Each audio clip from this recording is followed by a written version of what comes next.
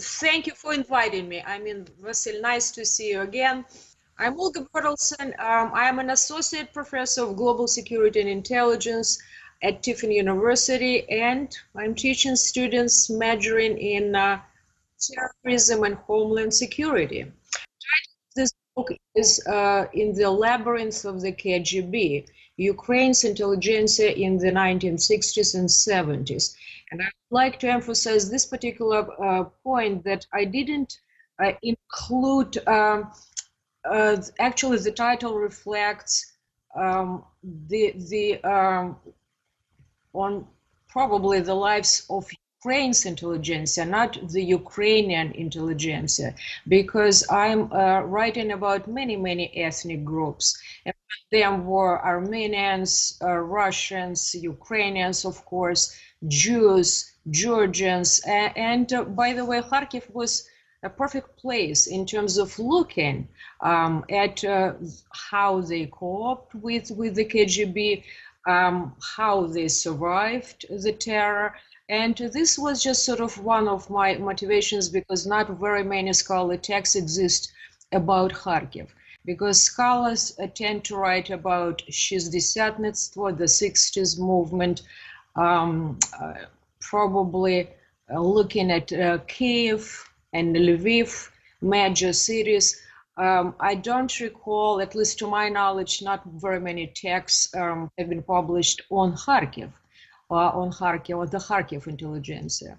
So that's what motivated me. And there is another reason, of course. We all have personal reasons why we sort of engage in our research, personal interests. And for the first time, I'm writing a book about my parents, who were part of the intelligentsia. My father was a Ukrainian poet, and a good part of this book examines, analyzes his life, the lives of his colleagues, how they interacted with the KGB, and of course, because I'm just trying to understand how the KGB functioned, of course, I'm writing about the methods, operations that were in place in the 1960s and 1970s. Another reason, and I think it is just a very powerful reason, it was at least for me, I encounter a lot of statements about this particular period of time. And many scholars are stating that actually in the 1960s, for instance, and in the 1970s, we were done with all these mass repressions. There were occasional prosecutions. Not so many people were arrested. So actually people came back to return to some sort of normal life under certain constraints, of course. There was censorship and so on. In Ukraine is a very unique case in this sort of sense, because repressions, persecution never ended there. And I wouldn't say that there were sort of separate, several cases of terror.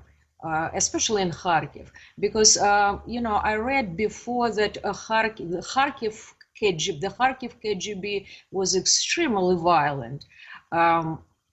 Many of my colleagues told me that probably it's an exaggeration. There is no evidence to suggest that this is true. The methods were the same, and guess what happened? After 10 years of research, and working in the KGB archives, that's exactly what it was in Kharkiv. The KGB was absolutely vicious. Moreover, I found evidence in the KGB archives, and by the way, you mentioned Sergei Zhuk. It happened that we worked together with Sergei Zhuk in the Kiev KGB archive, and also with another famous scholar, synchronically, actually, at the same period of time, Yohannes Petrovsky-Shtern. And we were absolutely amazed at how much we learned looking at these documents. I mean, a lot of people are saying that, you know, probably you have to be very careful analyzing and looking and considering these documents that emanate from the KGB. But at the same time, you know, we cannot do without them. They are a major contribution to our understanding, actually, of what was happening. Plus, you have this luxury because we look at many, many documents, and if you juxtapose, I mean, all these findings and look at many, many documents at the same time, archival documents, then diaries, for instance, you talk to people who survived the terror, a lot of them are still alive, and then sort of the entire picture begins to sort of to be clear, emerges, and then I think these archives are absolutely crucial in terms of our research. So about the viciousness of the Kharkiv KGB, I'm returning to the same topic. And what I found, what I discovered, and it was very, very interesting to me, that the Kiev authorities, and we have today documents that confirm this sort of assertion that the Kharkiv KGB did something different, because we have documents that says that, you know, you who is a person who is in charge, for instance, of the 5th department, which worked on intellectuals, you have to be fired, and we're talking about the top leadership of the Kharkiv KGB. So they were regularly called to Kiev. They had to report. There was just an interesting internal dynamic between Kiev and Kharkiv. So those people who worked for the KGB in Kharkiv, they wanted to be good, to please the central authorities, and that's why they began to invent new methods, quite violent. For instance, if I look at the situation in Kiev and Lviv, with intellectuals and writers, I don't recall that many people were routinely beaten, and some of them were killed, murdered by the KGB. Today, I have sort of a very solid opinion about this. A lot of people in Kharkiv who were, I would say, oppositionists, who were creative thinkers, who were writers, part of the intelligentsia, they were simply eliminated in a very physical sense. So we remember all these show trials, I mean, in the 1960s and 70s. We remember about 3 repressions, right, during this particular time when a lot of writers were imprisoned, especially here in Kiev, right? We remember about these 3 waves, actually, of repression, right, during the Cold War. And what happened, I believe, in Kiev, there were, despite the fact that we know that terrible things happened to all these people, but we know that today, at least to my knowledge, I believe that's the sort of a more objective situation approach. I know if you compare what was happening in Kiev, for instance, and in Kharkiv, those people at least had some kind of chance of survival. In Kharkiv, they were extremely rough. Moreover, I managed to find those people who worked for the KGB. They are still alive. A couple of them didn't mind that I used their first and last name, and that's how they were included in this narrative. 2 of them insisted that I shouldn't actually reveal their real names because they were claiming that that's exactly what we were doing, because we had this opportunity not to procrastinate and to simply eliminate those people who were sort of resistant, who didn't want to comply, who continued to write what they wanted to write, who continued to say what they wanted to say. And just a couple of names come to mind. Vasil Bondar, who was killed by the KGB, and Stanislav Shemitsky. Absolutely brilliant writers, and unfortunately, when we talk about Kharkiv writers, broader scholarly communities do not recognize these names. And that's a shame, and probably we have to give some voice, I mean, to these people, and to talk about what they experienced, how they lived, how they communicated, what happened actually. One of the most important aspects of this scholarly work is, from my perspective, and I think it might be interesting for many scholars, the KGB, how to manipulate people. They were excellent at that, and they were trying to provoke hostilities among many ethnic groups. I mean, precisely between, for instance, among Ukrainians and Jews. So what I discovered that the KGB routinely provoked, instilled hostilities between these two groups, especially between the Ukrainians and the Jews. But the most interesting part from my perspective is that, you know, the system and the KGB designed all these operations, very sophisticated operations, to instill these hostilities, and they really wanted to control actually the intellectuals in Ukraine, and in particular in Kharkiv. But what is interesting that it provoked a rebellion and probably provoke more creativity and intensity. So, I mean, they didn't achieve what they wanted to achieve, the KGB. And instead, what they received, more resistant, more writings that were provocative, more perhaps friendships that they didn't care about. The KGB wanted just the opposite, despite the fact that everybody was talking about the system of internationalism. Our country is international, and everybody is a friend to everybody. All ethnic groups are friendly to one another. In real life, they were doing just the opposite. They were trying to divide this group. And just classic, actually, practice, divide and conquer. And if these groups, from their perspective, were divided, it would be very easy to control them.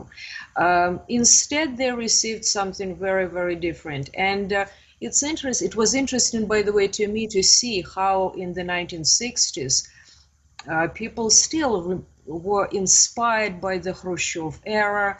They became more open. They established some kind of links, friendships among each other, especially within the Writers of Union. It's just a sort of a governmental organization, but it was.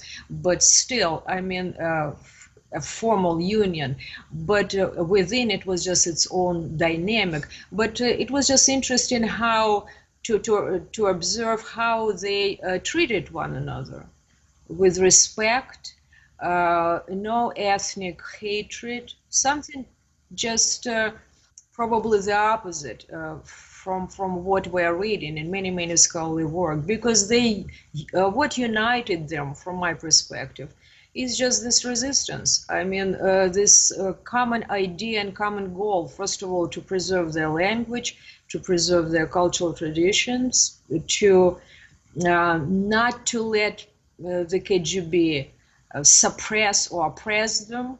And this is just a very interesting community that emerged during this time in the 1960s and 70s in Kharkiv. So this is just a very brief description. Actually, you know, I saw a lot of scholars, especially young scholars. I don't remember their names, but a lot of scholars worked in the archives. One of them, by the way, Simona Belezer, who published a book in English I believe the Canadian Institute of Ukrainian Studies published an interesting study on the Шестидесятники. He's writing about the Kiev cohort. And his study is very interesting, but I know he worked in the KGB archives, and in the process of working there and with the documents, I saw a lot of English-speaking people. They came all over the world. I remember a couple of Italian scholars there. They were very young, perhaps graduate students. I remember people who came from England. So, but mostly what I observed today, I mean, it's very young people who are working on their doctoral dissertations, people who are very famous. I don't remember them there, but I remember a lot of Ukrainian scholars from the Academy of Sciences, and we have a lot of publications in Ukrainian. So Ukraine in this respect is just very prolific and productive. We remember this period of time, a very brief period of time from 1991, maybe perhaps until 1993, when the archives in the Russian Federation were friendly and open, and everybody went there. Oh, by the way, I made a mistake. I forgot to mention Lynn Viola. She's one of the most prominent scholars in the West, from Canada. And she published a wonderful book about the Ukrainians, Czechs, and she did work in the former KGB archives in Kiev. So I made a mistake, and her scholarly work is absolutely excellent and enlightening. If you compare, if you have a lot of information on your desk, and if you compare this information with what one can find in these archives, it's very consistent. Extremely consistent, and on the basis of this sort of comparative analysis, you can write a more or less, I would say, truthful narrative. Of course, you know, we all know that historians absolutely must have some kind of imagination. Without imagination, we cannot write any narratives. But at the same time, we have to understand that this is not a fiction. I mean, there is evidence to confirm all arguments that, for instance, in my book, and I hope other scholars also approach their work in this particular manner. But at the same time, this is just a glimpse.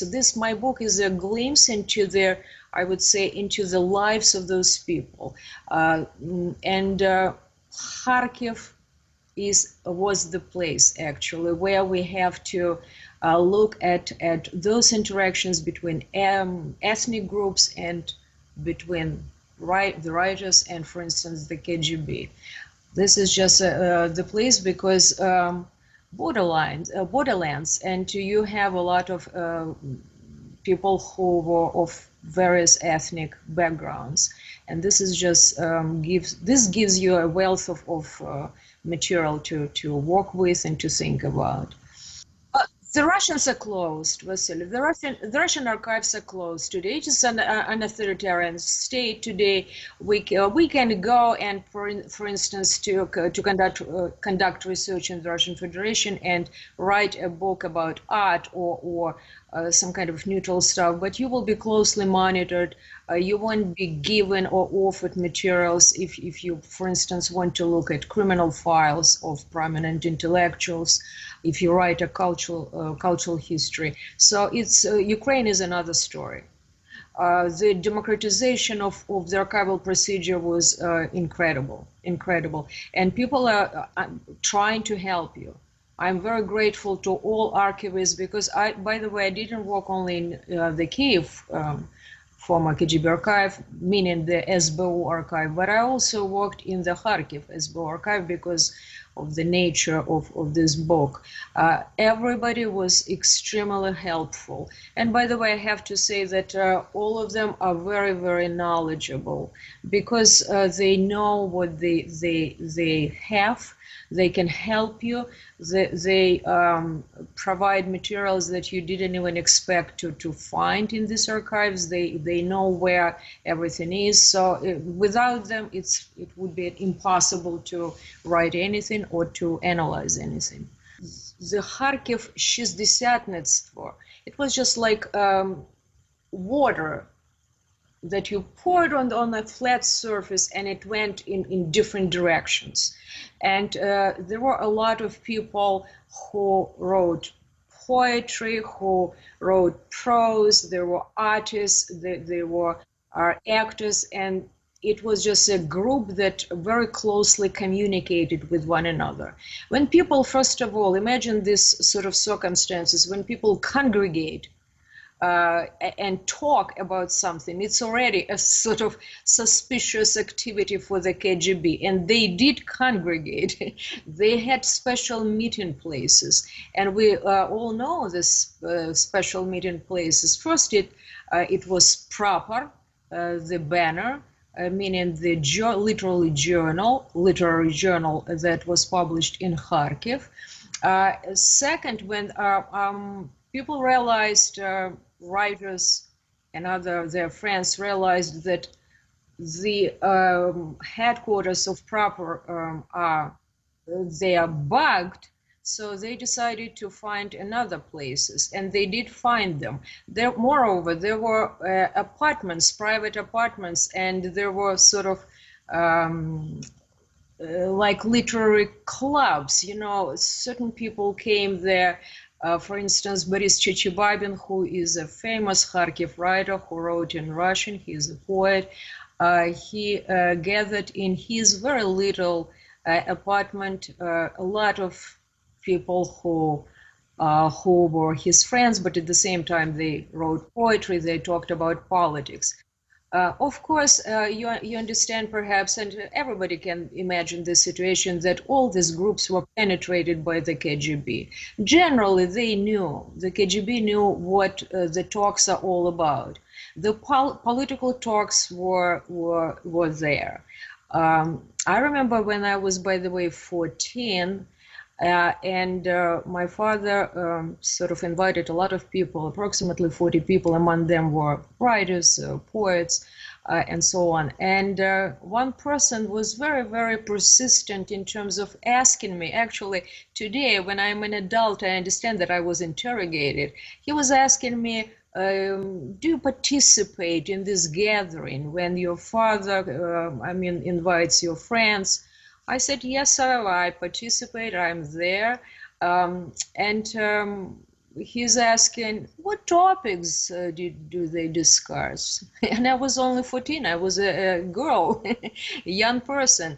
I said, they read poetry. Do they discuss politics? I said, sometimes. Then the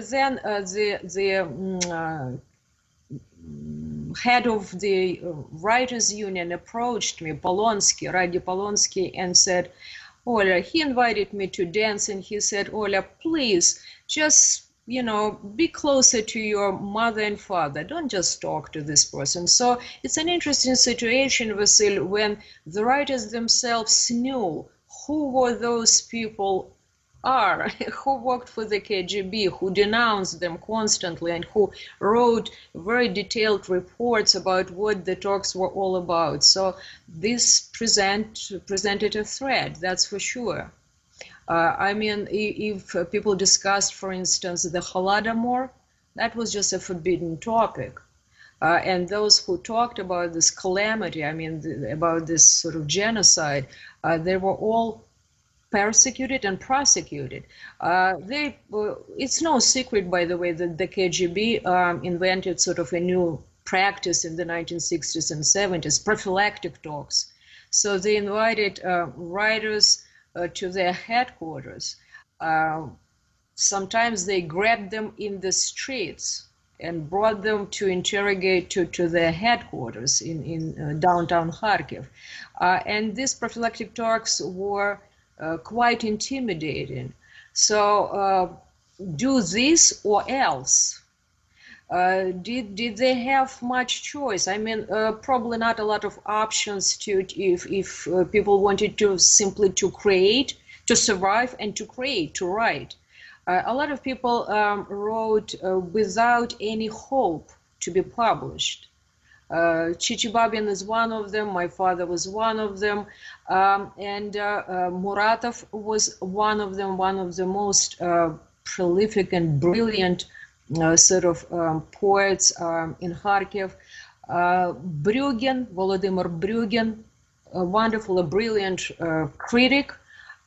He was brave enough, and he kept all kinds of some stuff in his apartment. He wrote notes that could be actually used against him. And later, by the way, after the collapse of the Soviet Union, when Ukraine was free, Brüggen managed to publish all these notes because he preserved them. So he was lucky not to be persecuted or prosecuted. So the KGB always claimed that we encourage the Ukrainian language to be blossomed here in Kharkiv and in Ukraine. We encourage cultural traditions. So look, we even established an interest in a very wonderful practice to, for instance, to launch all these forums, international forums, where Ukrainian culture and Ukrainian traditions will be prominent and supported and nurtured and so on. But in reality, those people who in Kharkiv especially who spoke Ukrainian or who wrote in Ukrainian, they were targets. Absolutely no doubt about it. So answering your previous question, probably the KGB targeted all those people who were critical thinkers, those who wrote in Ukrainian, or, by the way, in Yiddish, but we had only, by the time when the KGB was done with Jewish writers, we had only 2 Jewish writers who wrote in Yiddish, Levina and Goldes. 0 writers after, I think after their death, we didn't have anybody. So we had writers of Jewish background who wrote in Russian, but we see how all these cultural sort of traditions they were trying to eliminate them. They were trying to level, to lobotomize the national and the creative from the psyche of those people who wrote, actually. No, the techniques were actually the same. My point was all of them shared the same techniques. I mean, you know, massive surveillance. I mean, the apartments were bugged and so on. The headquarters of literary journals were bugged. You couldn't say much, actually, being at your desk and working as an editor, for instance, for a newspaper or for a literary journal like Proper, for instance. However, what I was trying to tell you that Kharkiv used as a set of different sort of methods, and they were quite violent. We know that something like this was happening in Lviv, and we know a couple of people who were actually killed by the KGB. We suspected, and we know, we remember about Alagorska, right, in Kiev, who we also suspect was eliminated by the KGB. But in Kharkiv, it was just a spread, a sort of a very common practice, I would say, frequent enough. And they were free to use it, I mean, those methods. They probably believe that, you know, if the situation goes out of control, we will be punished, so we'd better keep it under control here in Kharkiv.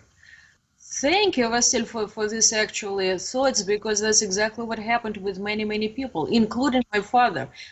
First of all, a lot of people stopped writing, and this is just death for any writer, or especially for a poet. A lot of people were suppressed intellectually, mentally, culturally, in any possible sense. Psychologically, you think they felt comfortable, they adjusted somehow to this particular sort of censorship and constant surveillance, but at the same time, yes, they try to find places to meet. They read poetry in the streets.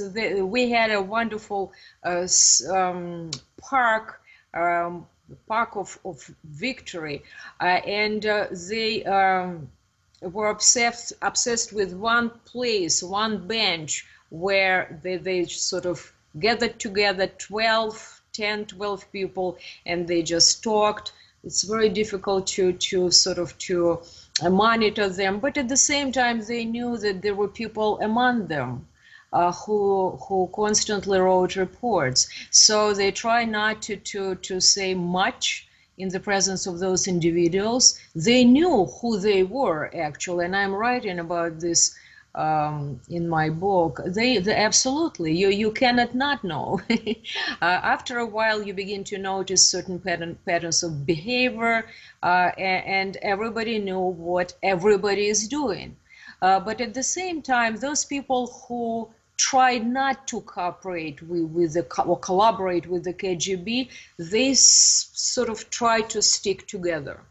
They transcended this, ethnic boundaries. It didn't matter to them whether this person is of Jewish origin or of she is an Armenian. It was just a very tight, close circle of friends. And they constantly gathered together. Places, apartments, unusual places where they knew that they couldn't be monitored or listened to, they couldn't be followed. But at the same time, they were very cautious. They were very cautious in this respect.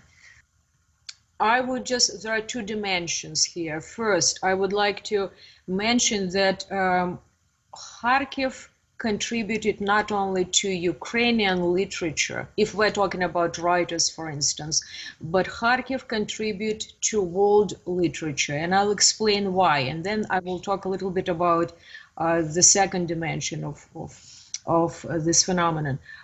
Why I say so? I mean, because we have a number of people who eventually they realized they cannot breathe in Kharkiv. There is no breathable sort of space where they can breathe and create. Some of them emigrated during the Soviet era, emigrated to Germany. Some of them emigrated to Israel, to the United States, to Russia. And by the way, I'm very grateful to two great Russian poets, Evgeny Yevtushenko, who wrote parts, who read parts of this book, by the way, and commented on my writing, and he's no longer with us. And the second individual who also, Yevtushenko is not a Kharkivite, but at the same time he was part of the Kharkiv dynamic before the collapse of the Soviet Union, because he was elected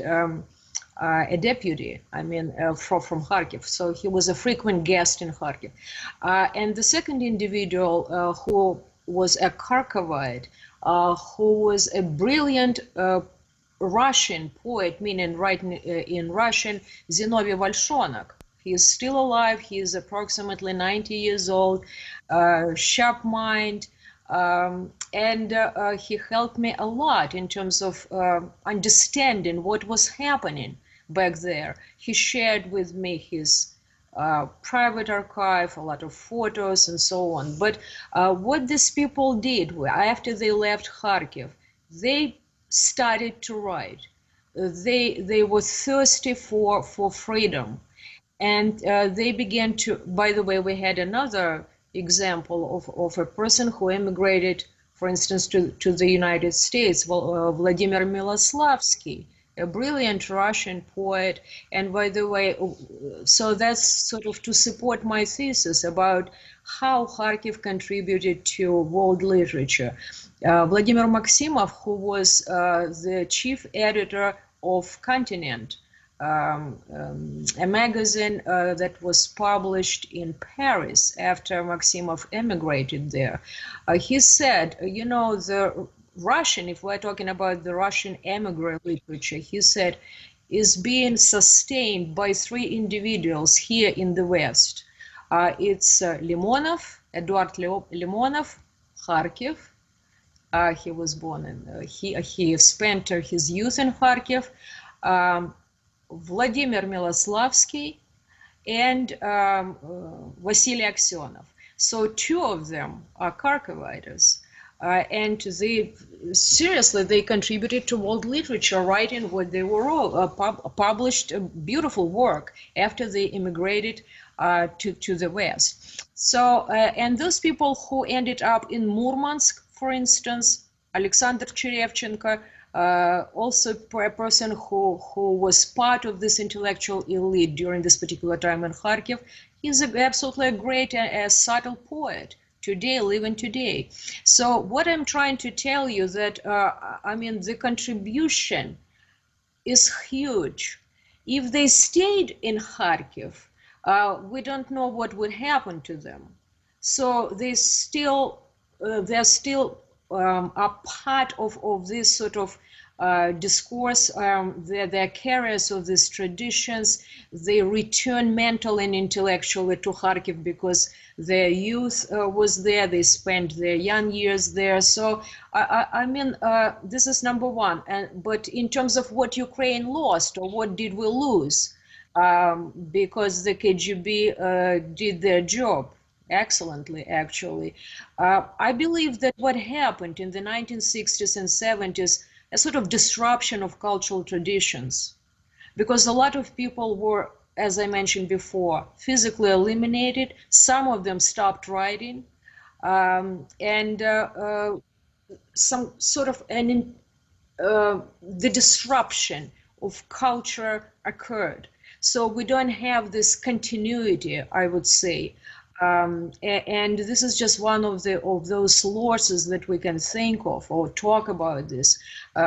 We should talk about this because sometimes you don't know what is happening today. How did it happen that a lot of young Ukrainian writers or people who live in Ukraine again sort of rejuvenated Ukrainian literature and culture, contributing greatly to Ukrainian literary and cultural traditions. So, I mean, because the interruption is there, the disruption is there, but still they reinvented themselves somehow without perhaps thinking about those who are gone.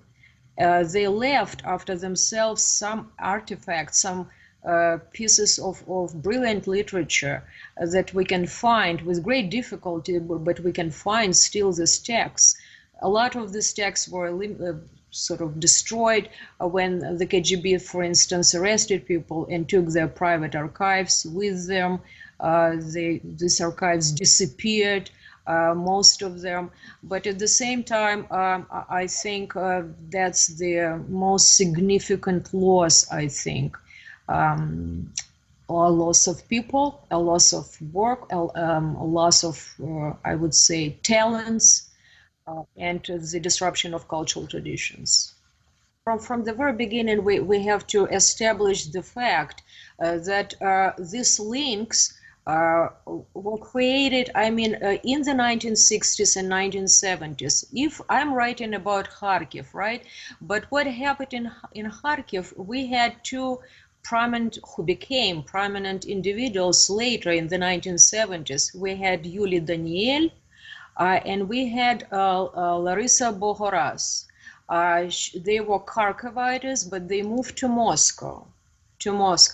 And then these links between Moscow, between Moscow and Kharkiv, and later between the West, Moscow and Kharkiv, were maintained through these individuals, because a lot of Kharkovites, they were scattered actually all over the place. Those who were persecuted chronically by the KGB, and as I mentioned before, some of them ended up in the West. So what happened as a result of it, the links was still sort of alive. People communicated with one another.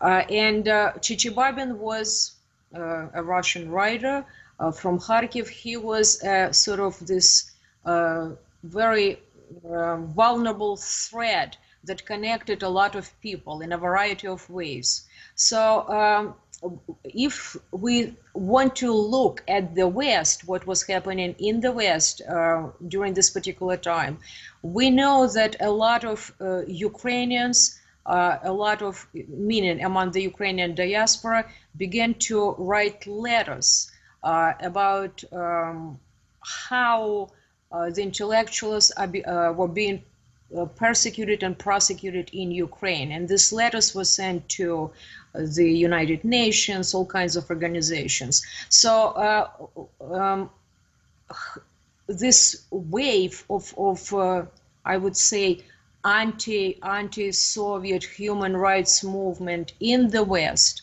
was very vigorous, became very vigorous beginning from the late 1960s. So the links were established between those who lived between diaspora, for instance, the Ukrainian diaspora and the Ukrainian intellectuals in Ukraine. So these links were very vulnerable because the KGB carefully watched constantly. But at the same time, if you remember what was happening in the 1960s and 70s, a lot of people were sent, poets and writers from Ukraine to the West. So the connection was still there. It was just very weak, but still a lot of people, the diaspora, knew what was happening in Ukraine. So after this,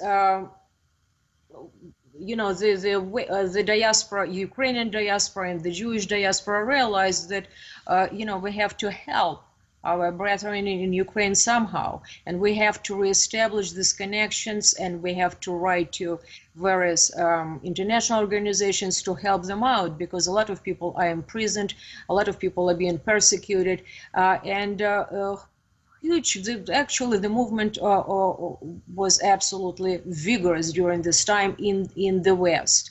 But what is interesting about this movement for me, from the perspective of, for instance, Kharkiv, that a lot of people in the West began to cooperate, and for instance, the Jewish diaspora and the Ukrainian diaspora developed some links and friendships among you know, one another, and they tried to help those people who needed help in Ukraine. Actually, books have been written about this, and we can see that they did a great job. They contributed actually to the collapse of the Soviet Union. This effort was not sort of useless. They did a great job. But at the same time, this friendship or cooperation among those people who represented the Ukrainian and the Jewish diaspora, these links were eventually broken because the KGB developed a special operation, and they tried their best to divide and conquer. I mean, to use this particular tactics in the West, and they were very successful. The answer is yes, and I published an article. It's not part of this book, Vasily, it's not. And this article was published, I believe, in the, let me think, in the Journal of Intelligence and Counterintelligence, I believe, but I have to check, a couple of years ago. And this article is all about how the Soviets launched this operation today we know the name of this operation, actual retribution, right, or payback, it was just an extremely interesting case. You mentioned Demyanuk, right? Unfortunately, a lot of people in the West still believe in the Soviet version of the narrative, right? But what I found in the archives that there was no evidence of that would support the claim that Demyanuk was, by the way, part of worked for actually for camp, I mean, as a camp guy, but it doesn't matter. I mean, the point is that I wanted to mention this is very important. The campaign actually was extremely vigorous, extremely, and it was just a special operation of the KGB to compromise these links and friendship between the Ukrainians and the Jews in the West. And by the way, a wonderful book has been published. I think it has been published already by Zhuk. He's publishing his text in Canada, and part of this text actually narrate the story about what happened with Demyanuk, what happened with the KGB's efforts to break the links between the Ukrainian and the Jewish diaspora in the West. Actually, it's a very huge topic, actually. And this article is about the sort of the beginning of cooperation between the Jewish and Ukrainian diaspora, and about the Operation Payback or Retribution launched by the KGB at the in the late 1960s, in which I suggest that Demyanuk was not that Demyanuk. And actually, there was a purpose behind this operation to compromise this sort of friendship or this nascent links between two diasporas actually in the West. Basically, the objective of this KGB operation was to divide two diasporas in the West, the Ukrainians and the Jews, because they became too close during this particular time. By the way, you mentioned, this is just a very interesting question. Some of them are part of the KGB, even, you know, people claim that the Kharkiv KGB was especially vicious because they wanted to, by the way, to please Kiev and central authorities. But what I found is just an interesting phenomenon. Some KGB officers developed friendships with the intelligentsia, though in Kharkiv especially, those who they were supposed to monitor and to provoke actually into maybe, you know, they will reveal some information and so on, but they developed real friendships, and I write about this in this particular book, how it happened. Some people disliked the regime, claiming that we're working only for the KGB because we need bread and butter. But we don't embrace the idea of or ideology of the Soviet Union. But it was just moreover, I'll tell you more. These conversations occurred in my presence, and today we know that I know at least that one of my father's friends was working for the KGB. But I spoke with him before his death. And he said, your father was my best friend. We had very open conversations. I was one of them who was supposed to watch your father, but I developed sort of affinity with the Ukrainian culture, with this intellectual ability of this individual, your father. So the friendship was there, and I decided that I'm gonna do something that is not gonna harm the Ukrainian intelligentsia or your father. So there were people who who understood what was happening. I don't know, I'm a little bit deviating from your original question, but I just recalled about this particular person. But it's interesting that there were a lot of people who told me the same thing. We had to feed our families. We're working for the KGB, but we respect what the intelligentsia is doing in Kharkiv.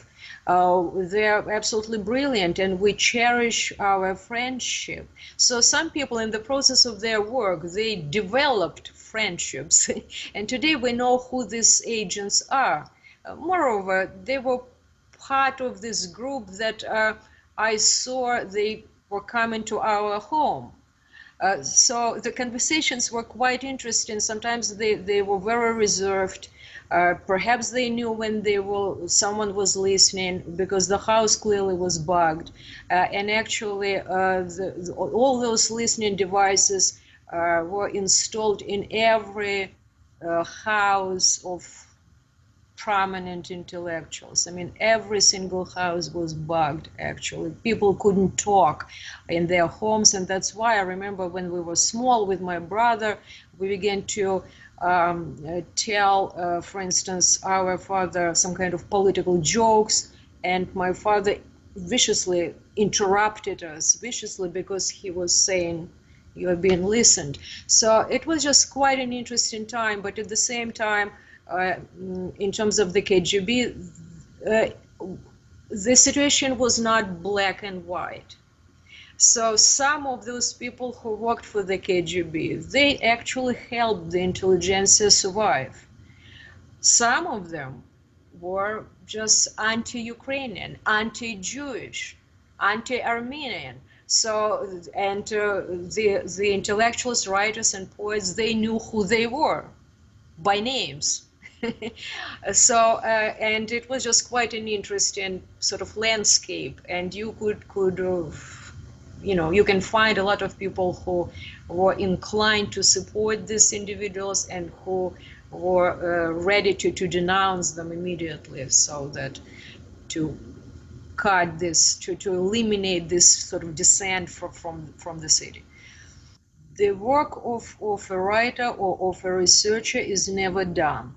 And by the way, I am one of those perhaps scholars who work in the profession. I change my mind about many things, because you are exposed on a regular basis to new evidence, to new narratives, to new testimonies, because we are still, all of us, we're trying, I cannot speak for all of us, but many of us are still digging.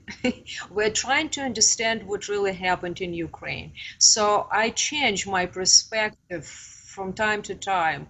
I change my views about several individuals. That's what happened over the last several years. And what I realized that, you know, probably it would be very naive to divide the world into some kind of, you know, the world is not black and white. And even among those people who worked for the KGB, there were creative people.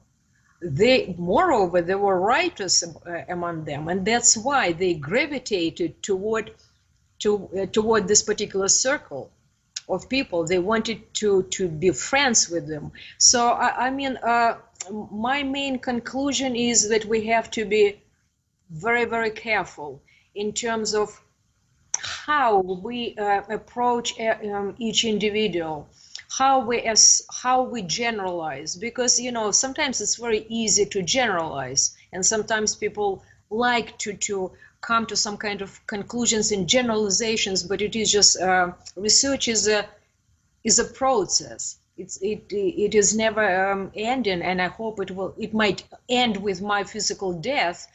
But the point is that we discover new things every single day. Our perspectives change, and those individuals who lived under the Soviets, they shouldn't be sort of divided into good guys. I mean, into two groups, good guys and bad guys. This would be just a very superficial sort of approach from my perspective. Among those who even denounced other people, we have to be very careful about, judging them, because if someone comes to your home, and I know these cases, and says that, you have to be very, very careful in terms of saying this or that, because, you have little children, so be careful, please. So how would you act in this situation? So we shouldn't be adamant saying that, they were not good people. They were just those who helped the regime survive. I'm not claiming that this narrative is historically precise and accurate, but from my perspective, I had this luxury to be part of this cohort. I remember all of them. I was sort of an adult already, and now I can analyze from my own perspective what was happening in Ukraine and Kharkiv, because I grew up among those people. I remember a lot of people who are no longer with us. And the only thing that I can tell you, nobody believed in Soviet values in the Soviet Union, especially closer to the collapse of the Soviet Union. Every single individual already had doubts closer to 1984, 86, 87. Chernobyl was part of this sort of arguments that helped perhaps these people understand what the Soviet Union was all about. So, I mean, a lot of people changed their perspectives to closer to 1991. This book is based on archival evidence and ethnographic research, something that perhaps has never been done before in this particular part of Ukraine.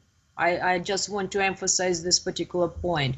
And I would like my readers to know that they will be dealing, despite the fact that they might not know these names, because of what happened, because of scholarship, and because of the fact that in the capital, you will be always famous, and in the periphery, you won't be that famous, despite the fact that not very many readers might recognize the last names, the first names.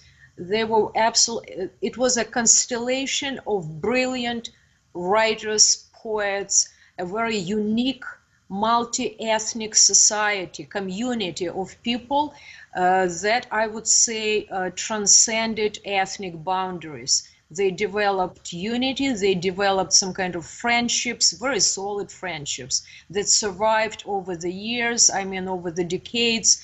And what I would like also to mention, those people who are involved in the Holodomor research studies, right? I mean, in doing research on the Holodomor and this terrible tragedy that occurred in Ukraine in 1932-33, they would probably find something also for themselves, something very interesting.